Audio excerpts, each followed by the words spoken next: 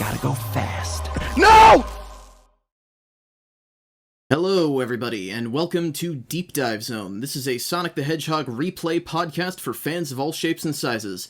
I'm your host, Devin. I am a professional meme maker and internet asshole, longtime Sonic fan, and I am joined today by my awesome co-hosts, Bruce, Lauren. Bruce, why don't you introduce yourself? Hello, my name is Bruce. I'm a fairly new Sonic fan. I'm not really a professional anything, and I'm excited to be here. Good to have you. Lauren, how you doing? Hello. Yes, I'm doing pretty well, thank you. I am a fan simply because of Devin here. He's the one who introduced me to the series initially, and so because of that, I do have a bit of fondness for it, though I'm not super knowledgeable about it. I'm totally down to talk about it here now. I think this should be interesting.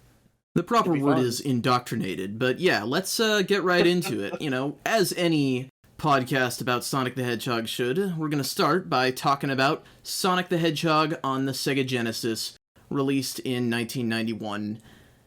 This game is okay, I think. Yeah, What do you guys think? it's decent.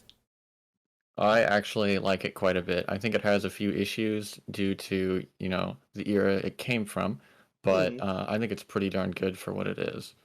I mean, Yeah, no, well, I mean- I think it's very good compared to, especially if you compare it to the NES platformers that were out at the time, because the SNES wasn't out yet. When did Mario 3 come out?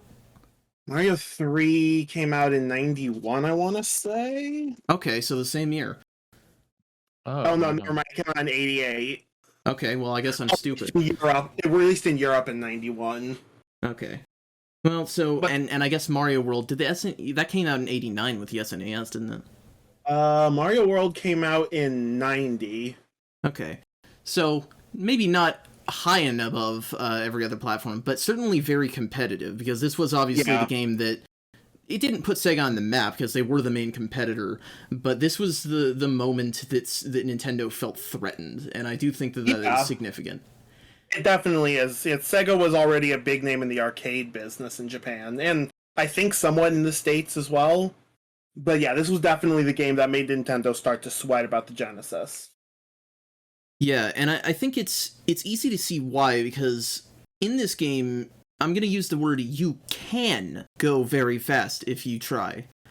Right. It's not usually optimal. The levels are maybe not totally built for it. Not particularly. Yeah, I mean, I've heard it said before, but I'll say it again. Green Hill Zone is really great for mastering and rushing through at a great pace after playing it through a few times and really getting, knowledge of it, but the other zones, not so much. Green Yeah. Hill Zone is like the perfect first game level. Like, it's just, it's got the great colors, it's got the great music, I was actually going to say that. You've got Sonic's, he's got such smooth animations on his running, and that's kind of it. It's like, let's talk about Green Hill Zone here. I think that it's, a great stage, but it also sets your expectations for the rest of the game a little high. It really does. I think this is a Scott the Woz quote. A lot of people probably consider Sonic 1 as good as they consider it because of Green Hill Zone. A lot of the time, I think people, they plow through Green Hill Zone, and then they get to Marble Zone, and stop playing because no one likes Marble Zone. Yeah, and I've sometimes wondered, if you rearranged these levels so it went Green Hill, and then maybe Spring Yard, Starlight, Marble, Labyrinth, Scrap Brain, would it be better? And the answer is probably not, because then it would feel like just a slow descent into madness, whereas this is just kind of all over the place. Yeah, it's got somewhat inconsistent stages. I mean, you brought up Spring Yard Zone. I played through Spring Yard Zone while my girlfriend was here, and she could very much tell I was losing my mind playing that. Yeah, even Green Hill isn't perfect, frankly. I think, what is it? I think the second act, maybe it's the first, I don't know. It has that part with, the up and down moving platforms between spike pits, but you get invincibility right before that, which almost always makes you run on top of the spikes, fall off below the platform into the pit. Yeah. Oh, yes. it's weird. Sonic is always compared to, or not compared to, but like it's always this is the games for, you know, if you want to go fast and you're not a pussy and don't want to play Mario. But Sonic 1 plays very much like a Mario game. A little bit, yeah. Yeah, used to really struggle with Sonic 1. I must say that was my exact experience when I got Classic Collection on the DS, which was my first exposure to the game. Was I played Green Hill, I thought this is pretty fun. Then I got to Marble, I'm like, this is impossible. Gave up. Yeah. And when I actually did, like, put my mind to it and to beat the game, just straight with the lives, not saving between levels or anything like that, I took it slow. I'm like, no, this isn't going fast. It's like a Mario game now. And then I could beat it, but it was slow. Right, and that's not really what you think of when you think of Sonic. Exactly. Yeah, and Marble Zone is, like, every time I play this game, which is not that often, admittedly, it takes me like half an hour to get through Marble Zone. Like, I don't think it probably... Obviously, it doesn't take that long on the timer, because this game is back from the era where they'll just kill you for taking too long, which I've never really understood in Sonic. It's like, if you're gonna want to move fast anyway, why do you need a countdown timer? Yeah. Well, and it's strange, because 10 minutes is a long time.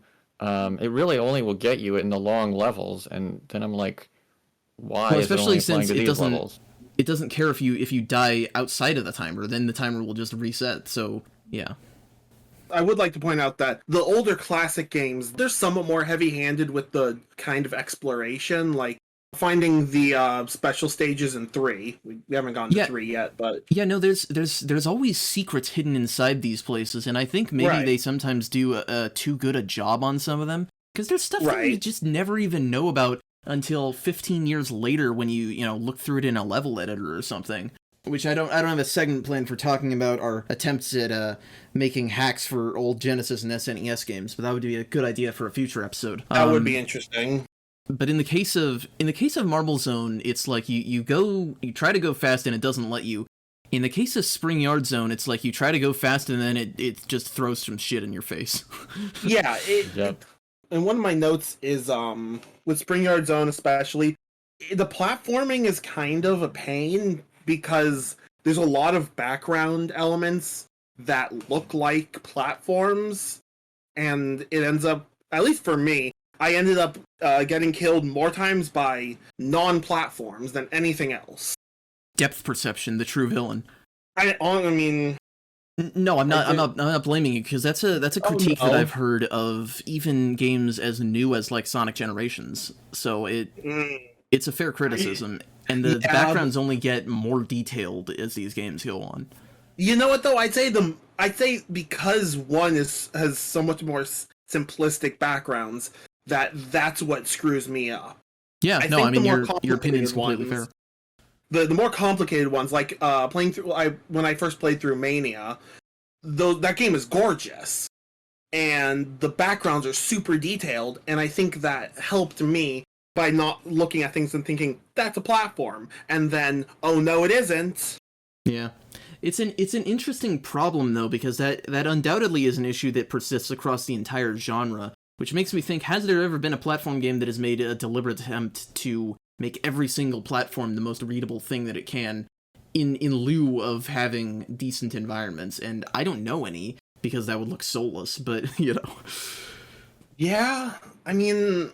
I don't know. The platformer genre is so massive. It's hard to it's hard to talk about talk about even one game, because you inevitably compare one game. Yeah, even just talking about one game is the only game that does this. It's like, well, actually, this game also does it. Yeah, no, I did too. So that means we're gonna have to do an episode on Bubsy.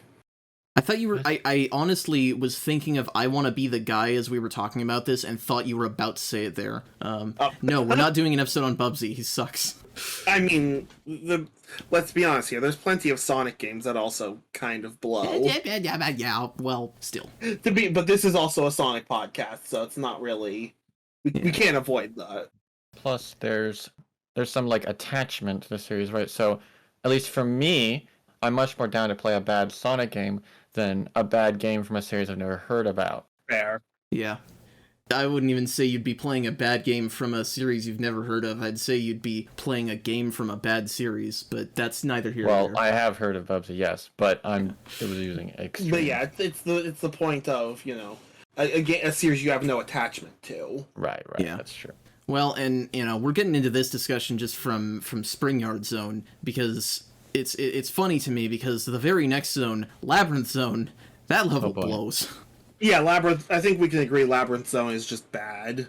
I'm skipping ahead again, but why did they think that Labyrinth Zone needed 4 acts instead of 3? Yeah. Well, it's like, there is such a common thread of people hating water levels in video games, and I'm thinking that Labyrinth Zone is more responsible for that impression than almost any other level in any game. Because I can't think of any other bad water levels before it. Well, it's like the Mario 1 and 3 water levels they're not great, but they're not Labyrinth Zone. No. This isn't a platformer. I mean, think of like the water temple from Zelda, but... True. But even then, that's a level that's tedious. It's not one that's constantly playing on your anxiety like Sonic water levels do. Yeah. I actually kind of have gotten fond, though, of the drowning music. It's amazing iconic. How such a simple little thing, can make you panic Stockholm so much. Syndrome. Yeah, this is a very random thing to relate it to, but the past couple of weeks I've been, intellectually fascinated, although not a fan of Five Nights at Freddy's, but the way that they talked about those games was that they said that what horror there is there, we're not going to get into the fact that it's not that scary, but what there is intensified by the fact that it's always making you check on something. Right. And in Sonic it's sort of the same deal, where there's never a point where you feel safe underwater, even when you're near a bubble, because you're inevitably going to have to run to the next one. Right. And you never know where it's going to be. And I think that I don't think that's a bad comparison, to be honest. It's a comparison. Yeah, I mean, they're both sense. games made for furries, so. I mean, but seriously though, they're both gameplay elements. Let's go with that. Yeah, no, that bring you anxiety. Yeah, and it's an interesting choice, I think. I don't know super in depth how these games are built, so I couldn't say for sure, but I feel like the water bubbles aren't on a timer. I think they're somewhat randomized, right? It feels like Is that correct? Even if it is just on a timer, I still never really know when the next, big bubble you can actually breathe is going to pop up. Yep. And it's weird when you're like, I think I have enough time, but you just don't know for sure, and you're standing and waiting. Yeah, gut feeling tells me it's a timer, but I can't say that for certain. Well, because I think the thing is that it feels like it's just random, and what it might just be is that all it is it's like a combination of a timer and random. So it's like one cycle will be like 10 seconds, next one might be 30 seconds, then it'll go down to like 5 seconds per bubble. That may be and true. I genuinely don't know. And I suppose in 8-bit it is random though, because that one was terrible. It definitely felt random. Well, here's the thing. We're talking about the emotions a game makes us feel, and for that purpose, it doesn't matter whether it's random or not if it feels random. True, and I guess as much as I hate the water segments, they're very effective at generating anxiety. Yeah, it's just a question. Should they be? I don't think so. The beta version of the game had a power-up that was a pair of goggles that Sonic would wear that people assume would let you breathe underwater. So basically the bubble shield. The bubble shield, yes. A welcome That was what I was about to bring up, is that Sonic 3 has the least, intense water levels in the series for the most part. Right. And it's probably because of that. Shield. Yeah, and that's a great addition, because the water levels, Labyrinth Zone is, to me at least, Labyrinth Zone and Marble Zone are the main zones to me that prevent Sonic 1 from being an actually pretty great game. Because in my opinion at least, it's a decent to good game. Yeah, and Labyrinth Zone in particular feels like they didn't totally, maybe not that they didn't test it, but certainly it feels unfinished, because let's talk about the bosses in this game. Most of them are pushovers. Boy. The one in Labyrinth literally isn't a boss. I know, I always found that bizarre. when I first played the game, I was trying to attack him, which I'm probably not alone in that. And I got confused when at the end he didn't die, and I'm like, what? I just win? Yeah, I think if you're like a god gamer and you hit him 8 times in that, because they'll take 8 hits to go down. I think if you hit him 8 times in that gauntlet, he will like explode as he runs away, but there's no beating him. And also, I don't know how you do that because that section is torture. Wouldn't it be cool if you did that though? If the water lowered as a reward, it gives you the 8th Chaos Emerald. The 8th, not even 7. Yeah, there's not even 7 in Sonic 1. They give you the 9th Chaos Emerald. I'm sorry. What? You get to unlock Giga Sonic. Hypersonic. There's he's 9 feet tall and just spews the Korean national anthem at you. Well, which Korean? West. Oh, I mean, here's a little fun fact. There is sort of a West Korea. Oh yeah. Well, obviously, there's a western side of if you put the two together, or each. Oh yeah. So there's a province in northeastern China that is called West Korea because of how many North Korean refugees and expatriates live there. Oh, I didn't know that. And Korean, I believe, is more widely spoken than Mandarin. Interesting. Well, I guess in northern China, that would be Mandarin, I think. All right. Well, we're sort of getting off base here. I mean, yeah, but not that we have any rules for this podcast. We are going to find a dead body somewhere. Of course. Anyway, hopefully it isn't Sonic's. It's probably going to be Sonic's. Actually, we do get to see Sonic's dead body later. We're not at Sonic 06 yet. It's all right. Oh boy, yes. That's Next week we will find Tails' dead body, though. Oh, I'm so excited for that. In any case... That sounds strange out of context. Yeah, in any case, after Labyrinth Zone, you get a nice, refreshing level in Starlight Zone, which is... Starlight Zone is so nice. It's so comfy. Like it's a high up in the city level because there's like buildings in the back, but it's cozy.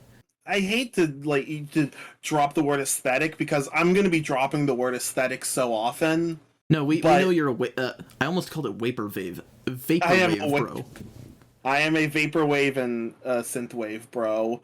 So I very much look at the game's aesthetic, and Starlight is just so nice to look at. Yeah. It's like, yeah, I would listen to this, and run on top of buildings on a night on the town. It feels like a very particular aesthetic. I'm not sure how I can describe it, but it's like end of an episode of a superhero cartoon where he's standing on top of a building overlooking, the town he just saved. That's what it feels like. I was thinking like anime ending. So like, the main character just got shanked and it looks like everyone's about to die, and then we cut to the ending of the show, the ending theme, where everyone's, they play some nice, like, smooth jazz, and everyone's just vibing. So you say that, but every anime I watch, the ending is, some J-rock player trying not to burst into tears, so... I mean, fair, but it's the same idea. Yeah. No, but it's a nice stage. It lets you go fast, nice. It has fans, it has bombs that explode. That part's a little less cozy. Yeah. Which, of course, it does also betray why some of these stages are so slow, because you play Starlight Zone and it's over in like 5 minutes. Yeah, it's sad. That is true. It's sad that the best stages, at least in the classic games, they have a problem of being short because they let you go fast. Yeah, I think we'll see less of that as the series goes on, and in Sonic 1's case, it's like, you have 3 full-length acts, full length for that game, whereas the other ones, they have 2 slightly longer acts. Fair. I guess I'm mostly just noticing that about the first 2 16 and 8-bit games. Yeah. Not that that's, I guess, inherently a bad thing, though, because Sonic is about speed. Yeah, but I was surprised by this after I finished Starlight Zone. Well, A, I didn't have that much to say about it, but B, I got into Scrap Brain Zone, and the first 2 acts of Scrap Brain Zone are not that bad. I thought that level was going to be a death trap. It's fine. You know, you know what? Oh. I got stuck on the first level and ended up just skipping Scrap Brain. Oh, really? Yeah, I did not enjoy getting stuck like halfway through the first act, so I just skipped right to the final boss. Oof. Okay, well, that's Sounds like it's me and interesting. Lauren's segment then. Yeah, you guys go ahead. I would have to say I actually really also liked Scrap Brain a lot. Although with the caveat that the first time I played the game, you know, as legit as I could, I didn't have I only had like 2 lives left because I was gradually getting farther and farther every run of the game. Right. Yeah. And then one of those pits right at the beginning that have the opening and closing traps I don't opened like and those killed things. me. And because it's a bottomless pit right at the beginning, and I was like, "Are you kidding me?" And so I was really mad. And then I think I died to a hazard and lost my other life. So I was like, "What?" I felt like I was ripped away from it. But yeah, the game's difficulty is really. I don't know. I'm not a huge fan of having to go back and redo everything especially when Green Hill is trivial, and once you've gotten to the later acts, Marble is you've probably figured out how to do it. It's just slow and tedious. Right. So that was annoying, but once I finally did get to Scrap Brain with a sufficient number of lives, I did enjoy it a lot. It's got my favorite music track in the game. I love the aesthetic. Um, It's got one of a the best great names of mechanized. any Sonic level. Yeah, weird name. Great, glowing buttons and stuff. And Yeah, scary I techno love factory. that the flame pipes are like integrated into the background. I think that's really neat. Yeah. So yeah, Yeah, no, I really I enjoy quite like Scrap it. Brain and am disappointed that it only has 2 acts. Yeah. The third act of Scrap Brain is Labyrinth Zone Act 4, and it sucks.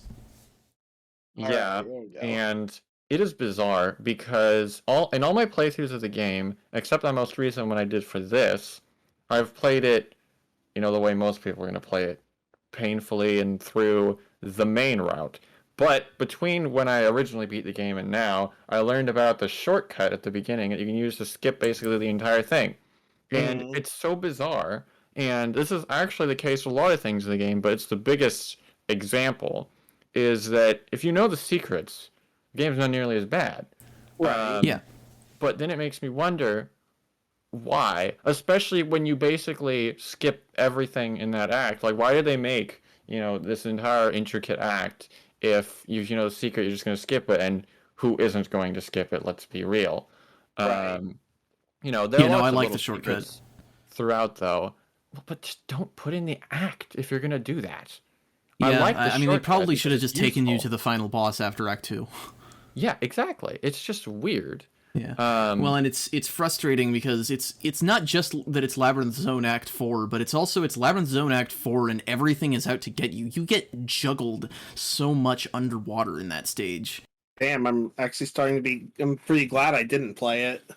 I don't blame you, and that's the strength of this podcast, is that we're able to play these games however the hell we feel like, Right. and that means that if something makes us too angry, we can just say screw you to that. Right. Because it's more likely one of the other ones will end up playing it. Well, and that's also the strength of us not being strict purists on this show. I mean, Right. you can choose whatever way you like, but I'm not being a strict purist because if I had to play this, even on like the Sonic Mega Collection version, because that's what originally introduced me to Sonic 1, was the Mega Collection on the PC. But even when I played it on that version, it took me a long time to get to Scrap Brain Act 3, and then I died and got a game over, and I was like, what do you mean it sends me all the way back to the title screen when I get a game over?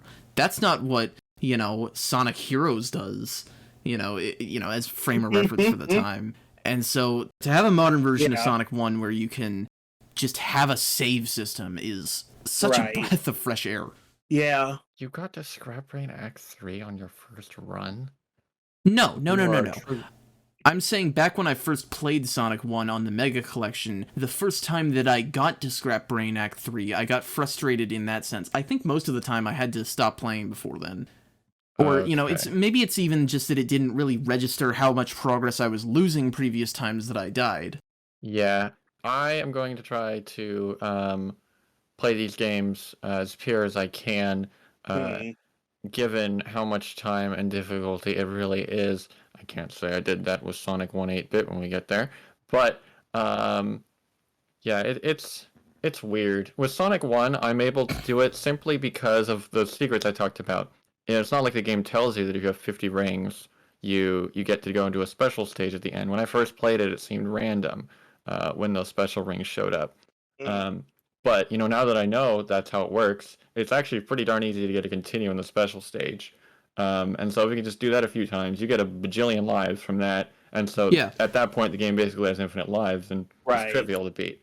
It's just Yeah, weird. and the special stages, I think the thing about the special stages is I knew how to get them relatively early on, but I just didn't understand them and I didn't like playing them because what do we call it? The rotating vomit coaster maybe? It's not a great special stage. I do have to agree that they're not very good special stages. Yeah. Yeah. Although maybe this is going to be my first major hot take of the show. I don't like special stages. I don't like having to get the Chaos Emeralds by doing a different gameplay style to see the true final boss, which there's no true final boss in this game. I get that. There are better and worse ways to do it, but I feel like if the special stages need to exist, they should at least be fun. And that's a problem Sonic has in general, is special stages not being fun. Yeah, my idea on special stages is I actually really like the general concept. I just love bonus content in games. Little secrets here and there. As long as it's not like puzzling how like terrible the game is if you don't know the secrets. But if they're completely optional and it's fine either way. I think special stages are good on paper, but it's just unfortunate that almost all of them are unenjoyable for me. Yeah, in the case of Sonic 1 and 2 and, a lot of the games, when it doesn't have anything locked behind it, go wild. Sure. But, especially as we get into, like, the Sonic Advance games, which have ridiculous methods of getting the Chaos Emeralds, and they have unlocks behind them, it's just like, okay. Yeah, when you start having stuff like that, that's a problem. Didn't face the final boss of Sonic Advance for like 5 years because I couldn't do the special stages. It was trippy. Mm-hmm. Well, and speaking of bosses, most of the ones in this game are not that difficult. I think that's... Yeah. Yeah, they're kind of pushovers. I can't blame this game because for what was done in later games, because I just hadn't thought of it yet, but it is really disappointing to just see the Eggmobile, except for the final boss, and that's it. It's like, wow, you're not very creative there, are you, Eggman? I'll say I think that it establishes Robotnik as a consistent personality.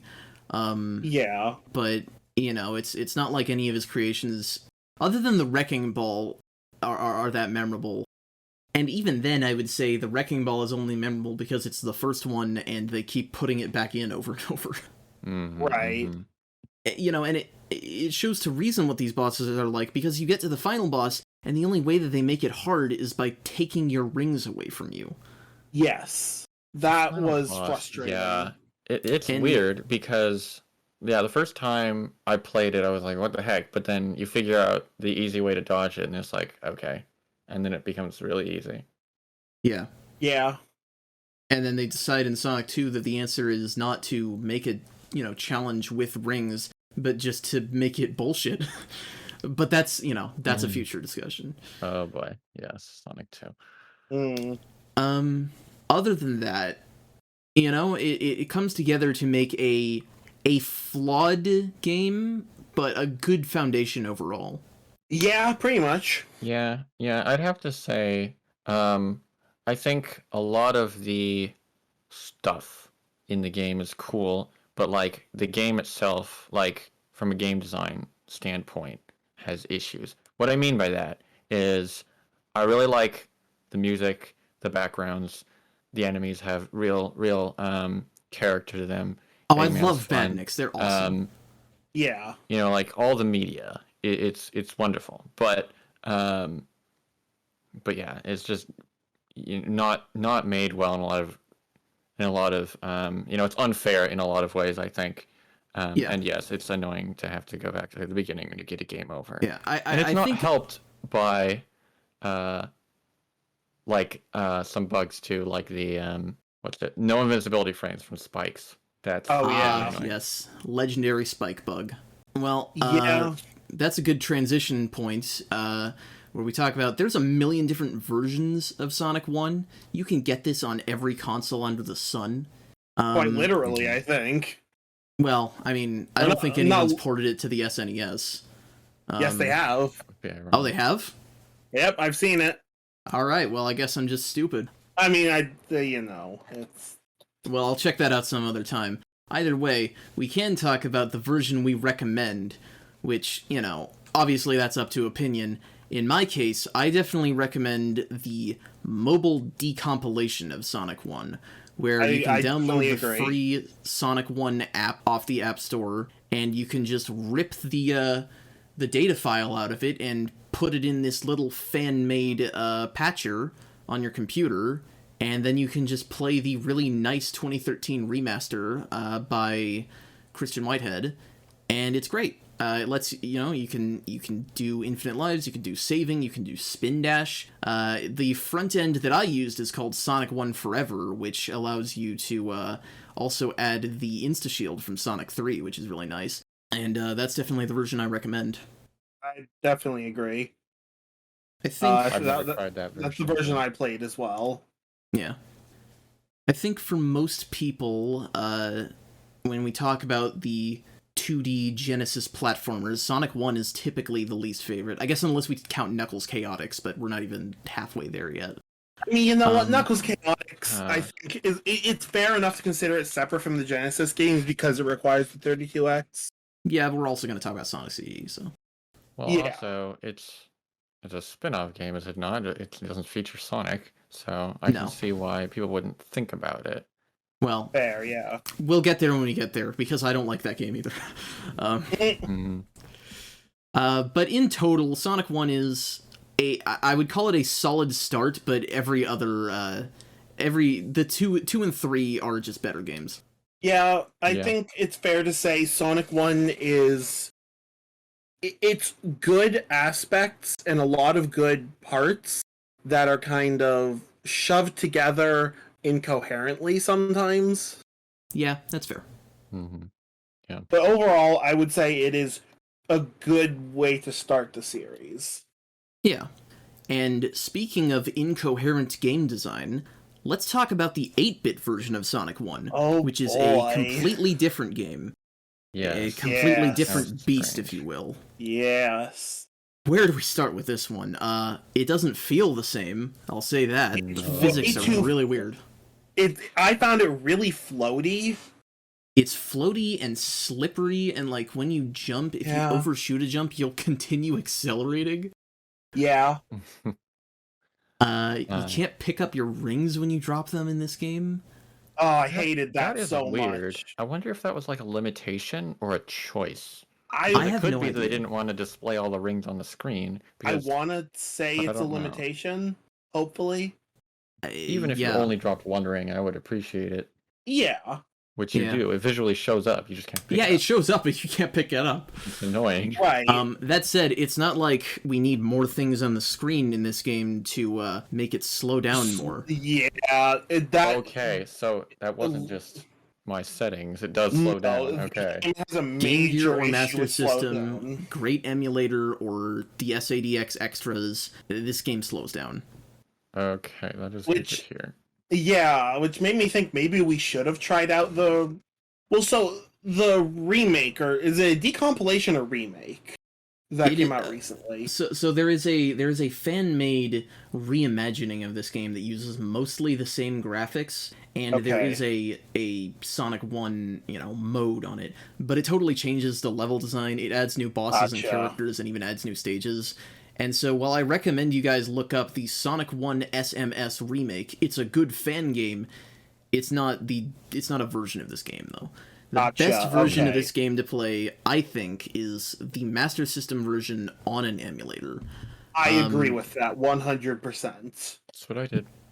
Because the Game Gear version has screen crunch, and also that's the because biggest reason. this game has very interesting decisions in terms of levels and bosses that make you want save states. Yeah. I swear, the game was just evil on purpose sometimes. There's a bit in Jungle Zone where there's an extra life on top of a spring, and I'm like, that springs you backwards down into a bottomless pit. Yeah. And I'm just like, why did they do this? Like, this is indicative of they're putting death traps on purpose. This isn't even a later zone. It's like right in the middle of the game. Why did they want to put this here? My guess is because it wasn't made by the same team as Sonic 1 16-bit, and I think it's because Sonic 1 has slow parts to a little bit pad out its length. This game has bullshit to pad out its length because even the stages in this game are pretty small. It's like, they're nice looking. For an 8-bit game, the sights and sounds have aged surprisingly well. It visually resembles a cute, sort of, almost like a kid's interpretation of the real Sonic 1. But the level design itself, I think... Okay, so Green Hill is fine. It's, it's kind of jank. Yeah. The whole game's jank, but it's mostly fine. Bridge Zone is... The first act mostly makes sense. The second act is an auto-scroller for no reason. Yes, I hated that. That came out of nowhere. Auto-scrollers have no place in Sonic the Hedgehog, personally.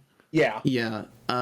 Jungle Zone, it's got its moments, but it's starting to get hairy. And then everything after Jungle Zone is grind your bones to bake my bread.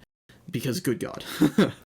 Actually weird. For some reason, Labyrinth in this game and Scrap Brain did not give me trouble, although Skybase is terrible. That's interesting. I got to Labyrinth Zone once as a kid playing the SADX version of this game, and it killed me immediately, and I was, game over or whatever, because the bosses in this game are a nightmare. The bosses are, they're awful. We talked about how annoying it was that the Scrap Brain Zone boss does not give you rings, and for some reason the developers took that personally and said, alright, jerk, now you have no rings for any boss. Yeah. What the heck? It's bizarre. It's such a weird idea. When it's like, it makes you consider weird things like, because I would say, they give you no rings, and then they give you bosses that would have been hard even if you had rings. That is definitely true. Like, the Bridge Zone boss is something that differs heavily between the Game Gear and Master System versions. In the Master System version, you have a tight jump to make to not get shot and to hit the boss when he comes up from the bottom part of the screen. Yeah. And it's like, it would be easy to die on that even if you had rings. In the Game Gear version, it's nothing. You can just, roll back and forth on the platforms and he'll just, go right into you and die. Yeah. Okay, actually, I've played both versions because I first played this game with the SADX thing, and when I played it then, by the way, I never even got past Jungle, so it's funny that all the zones I never played I didn't have trouble with this time. I still had trouble with Jungle this time, but actually, the Master System version, if you just duck in the middle, his shots can't hit you. So there's actually a way to cheese both versions. Ah, well, good to know. That's, the third time I've said I'm actually just stupid, but that's good to know. I'll remember that if I ever, for some reason, replay this game, which I probably won't. That's a mood, honestly. Like, I played through it once, and I'm like, I'm good. Don't want to think about this game ever again. Yeah. I do think that I do think it's Sorry. interesting that they've added new stages like Bridge and Jungle. And I like the music in both those stages. Yeah, well, the music, I found the music to be pretty good, and it 8-bit Green Hill Zone is a nice 8-bit version of Green Hill Zone's music. Yeah, and I'd listen to the soundtrack again. Yeah, well, I love the Jungle Zone theme because it's so jungly. It's the perfect jungle music. Like, I can imagine just that's Dancing Monkeys music. It's perfect. Okay, so this is funny. Music is subjective, but I hate most of the music in this game. Oh, really? Repetitive. Yeah. Interesting. Okay. With the exceptions of Green Hill, because my brain kind of just melts It's over Green Hill. better versions of Green Hill when I Fair. listen to it. And Scrap Brain, I love Scrap Brain. I do like Scrap okay. Brain. It sounds a little bit more treacherous, it's a little bit more threatening a music piece, because in the Genesis version it's a very surreal track. It has this sort of warbling, like it almost sounds like a voice, like an opera singer almost. Yes, I got that too. Whereas in this version it's definitely more of a, this is the final level and we're gonna beat you, and then it's not the final level. Ironic. Yeah, I don't enjoy that whichever act of Scrap Brain it is just a maze. That's not fun. Here we go again with differing opinions. I loved that because after playing through the other levels and just hating it because it's hard, suddenly I was like, oh, now I don't have to make these stupid precise jumps and deal with slowdown. I just have to think my way through this maze. And so, maybe I just like mazes. I thought it was fun. No, I think that makes sense. I mean, you've got more of a tactical mind than me anyway. I'm kind of an unga bunga caveman. But I will say it was bizarre because it did feel out of place. Yeah. Yeah. Well, at least we don't have to endure a fourth act of Labyrinth Zone in Scrap Brain, but instead Labyrinth Zone itself is it's not even that it's hard exactly. It feels almost like it's like a DVD game where you just have to press directions in the way the game tells you to, and then you won't die. Like, I feel like I'm not playing a platformer in that level. It's so sluggish. Yeah, I don't know. It was weird. As I said, for some reason, Labyrinth Zone was actually a relief, because Jungle gave me so much trouble, and Labyrinth I beat pretty quickly. The only real thing that bothered me were the stupid Orbinauts. How are you supposed to combat them? They're like, in 16-bit, you can cheese them by having invincibility frames, getting hit, and then just killing them. That's the only way to get the Starlight ones, really. But in this version of the game, I have no idea how you're supposed to deal with him. It's ridiculous. There's no room to, you're so slow, you can't dodge their stupid orbs when they shoot them at you. And, you do not want to use invincibility frames in this version of the game, because, first of all, they're short, and second of all, you don't get your rings back. So, I have no idea how to deal with them. I just avoided them. Yeah. Well, and that's something that I was going to bring up, is that I think it's especially when you have a shield, you don't get iframes, which is what's the point of having a shield then? Is that not a bug? I don't know if it's a bug. It's honestly hard to tell what jank elements are intentional sometimes. Because it's like Castlevania is the way that it is on purpose, but that's also a better game than this, so I don't know. Yeah, I mean, it's. I don't think it's fair to compare any of the 8-bit platformers of that era to Sonic 1 8-bit, because Sonic 1 8-bit almost feels like it takes all the bad parts of those platformers and just jams them all together and just kind of throws it out to the public. Yeah, I think you were onto something when you said that it was terrible to pad out the length. That really makes sense. I mean, I don't think they intentionally made it bad. They definitely made it intentionally hard. When I said terrible, I meant in terms of difficulty. Okay. I didn't mean they made it a bad game. Right. Yeah. Well, I think we've got most of this covered. I guess we could talk about the Chaos Emeralds and the special stages in Sonic 1 8-bit, but there's not a lot to say, really, because the Chaos Emeralds are just lying around on the floor in this game. I only got one of them, and it was by accident. Yeah, I didn't go for the Chaos Emeralds in this version of the game because the game's just not good enough for me to do that. I think the most I ever managed to find was 3. I saw the one in Bridge because it's obvious, and that's it. I think I saw that one and didn't even get it. Yeah. We didn't talk about the final boss of this game. The Death Machine. I don't even remember the final boss, to be honest. I liked the one final where you boss get bounced for around some reason. All the other bosses I hated with a passion for one reason or another, usually because they're stupid. The first boss just because it wastes your time. But I actually liked this one because it was interesting, because at first it seems like it has a predictable pattern, just like the Sonic 1 boss, but then it actually starts to move more radically, and I'm like, oh, okay, you're switching things up a little bit. And it wasn't so hard that I died a billion times, but it still felt like I had to think and react. It just wasn't like stupidly difficult.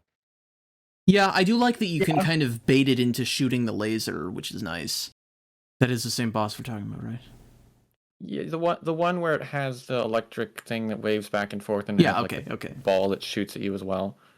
Yeah, and Eggman is just sitting at the back laughing at you. Yeah. It's could be worse, but not great.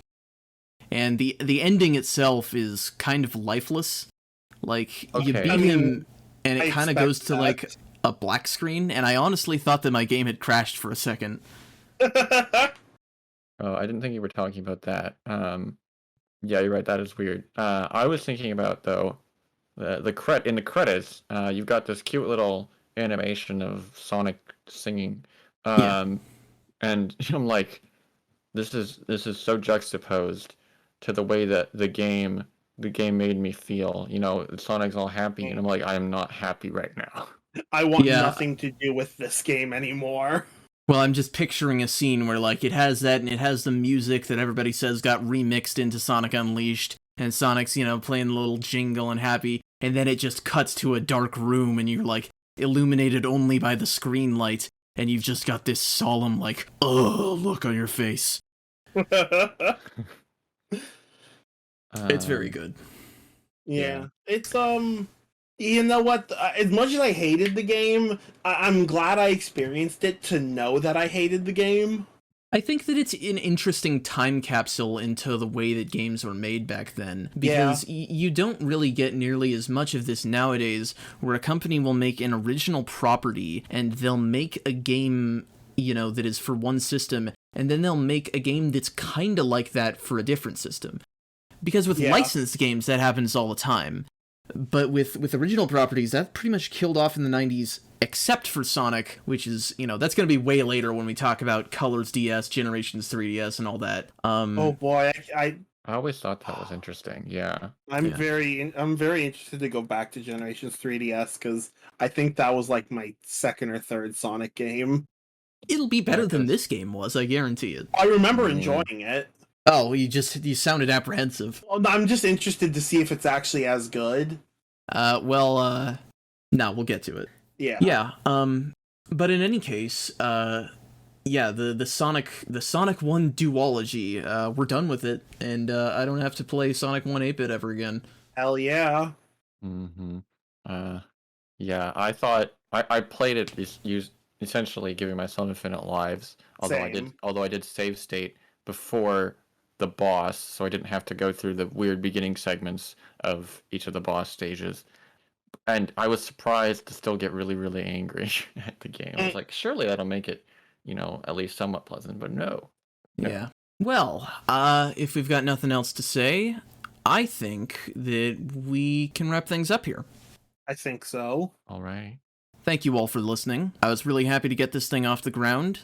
And tune in next week when we talk about the Sonic 2 duology, Sonic 2 on the Genesis and Sonic 2 on the Master System, which I guarantee will give us every bit as much trouble as Sonic 1 did. So excited. That will be interesting. So, thank you all for listening. See you next time.